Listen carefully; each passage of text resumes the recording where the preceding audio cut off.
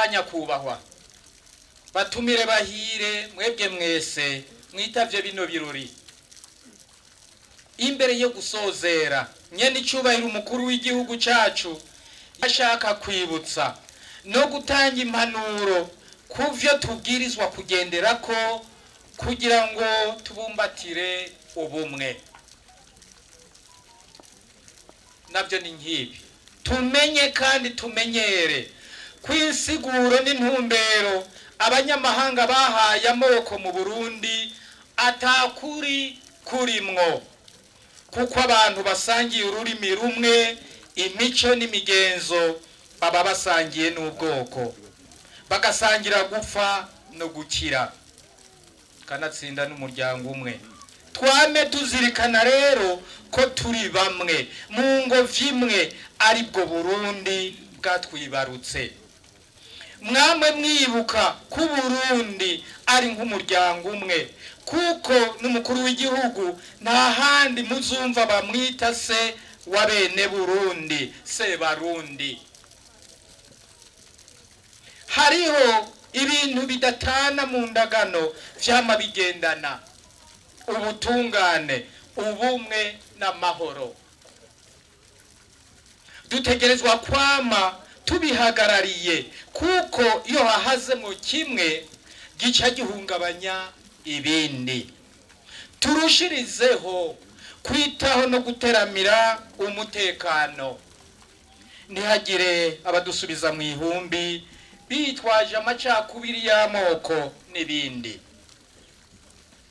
Umurundi wese yumve ko ategerezwa kurwanya akarenganyo, ibiturire ka mwana wa mama, amacakubiri yaturuka hose, kuko ari byo bisasira indava ikibi. Ukwinubana n'agatima k'ishari n'inzigo bitumwa abantu basubiranamwo, maze igihugu cacu kirangwemwo ubutungane kuri bose. Indongozi n'umurundi wese akunda igihugu ciwe tumusaba gukora ico ajejwe, arongowe n'umutima runtu uzira akarenganyo n'uburyarya, kugira ngo ejo amaze gushika mu zabukuru abantu baze bahayagiza ubutwari bwiwe, aho kuyaga ubube gito bwamuranze. Ahatagira ubutungane nyabwo harangwa n'indyane mu bavukanye. Turasavye abajejwe ubutungane, intwaro, inzego zitandukanye gutunganiriza ababitura, kubahiriza intahe, kudahaga amatama mu manza, batsinda igitsure mu kumurikira ukuri, barwanira abarenganywa. Nyene icubahiro umukuru w'igihugu cacu arasaba kandi abavyeyi kwitaho kurusha indero y'ugwaruka, kuko imico, inyifato runtu n'ubutwari biva kuvyo umwana yarereshejwe. Amashure aza yunganira indero yo mu muryango. Urwaruka narwo arurarikira kwamana ntaryo gwitwareka kazoza karwo, mu kumvira impanuro ruhabwa n'ababakurira, maze rurangwe no kwitwararika ubuzima bwarwo mu kumenya ko hari ibizira.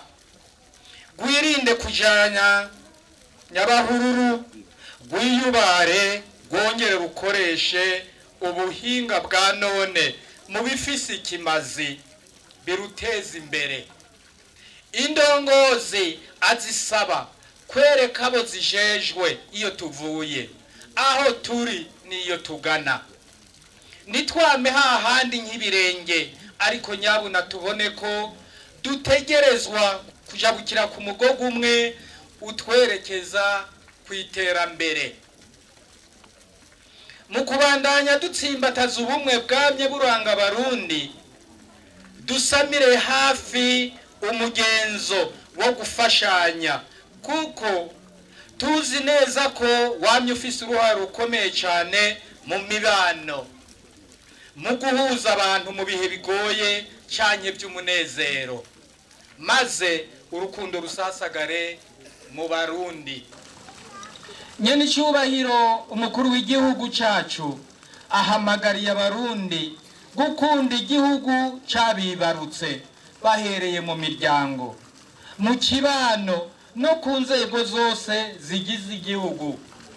Umuntu wese yame yibuka ko iri terambere n'amahoro tugeze ko vyodupfa kubusa mu gihe tutoba tubikora turi mu bumwe, kubera ko ubumwe nyabumwe butangwa n'Imana.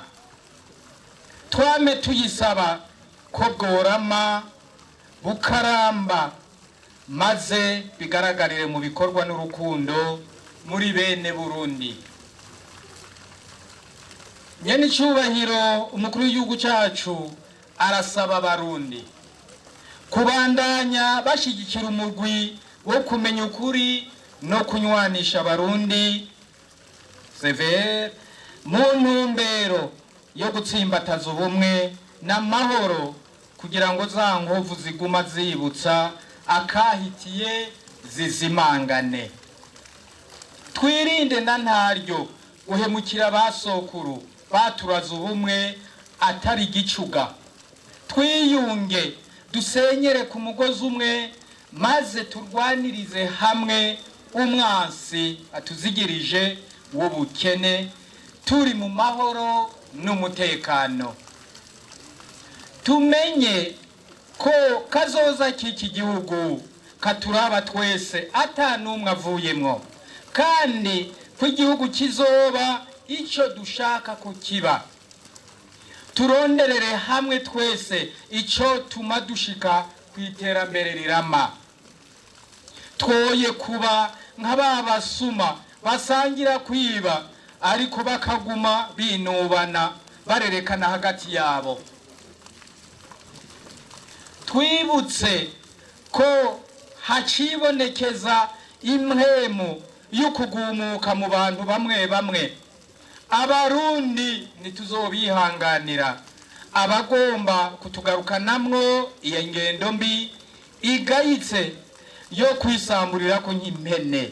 Amarembo aruguruye, uwufise akamubakiye niyegere abo vyega babiganire nk'Abarundi. Dukamisha ibikorwa amahoro n'ubumwe biriko biratsimbatara mu gihugu, maze dusangira ivyiza Imana yahezagije Uburundi atawandya wangura. Abarundi barayamaze bati uwariye uburozi arokorwa no kwirukisha. Nyene icyubahiro umukuru w'igihugu cyacu arasavye abo bose boba bakigenzwa n'agatima k'amacakubiri canye ku rwanko ko bova ibuzimu bakaja ibuntu, kuko atabuzosubira kwihanganira uwo wese azorota asubiza Abarundi mu njyane. Kanatsinda murazi ko atabwoko bwica hica uburongozi bubi, ryarabaye ntirikabe. Banyakubahwa batumire bahire mwebwe mwese mwitavye bino birori. Iyi migambi ikomeye kandi hambaye turiko turarangura cyane cyane muri uyu mwaka twahariye uburimyi mu gihugu cyacu. Mu gihe twoba tutari mu bumwe yodupfa kubusa, nta terambere twoshikako, twoguma mu njyane zidahera.